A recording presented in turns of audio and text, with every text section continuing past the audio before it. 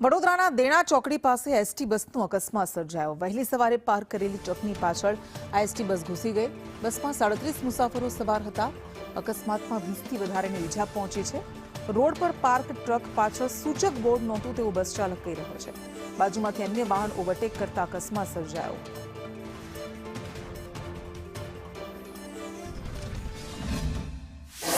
Highway पर सोकड़ा नाळाમાં પુલ પર ચડતા એક ટ્રક બ્રેકડાઉન પડ્યો હતો। લોડિંગ ટ્રક હતો। હવે એની પાછળ કોઈ સંન્યા જેવું હતું નહીં કે બ્રેકડાઉન ગાડી પડેલી છે। હવે ડ્રાઈવરે ખૂબ પ્રયત્ન કર્યો બ્રેક કરી, છતાં પણ જો સાઈડમાં લેવા જતા હતા તો સાઈડમાં પણ એક ટ્રક હતી જે પસાર થઈ રહી હતી।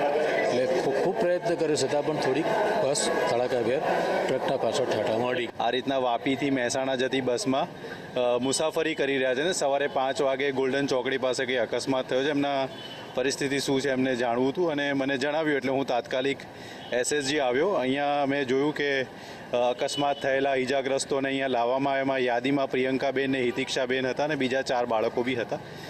એમને પ્રાથમિક સારવારમાં આપવામાં આવી અને એમને ગંભીર ઈજા ના હોય એમને ડિસ્ચાર્જ કરવામાં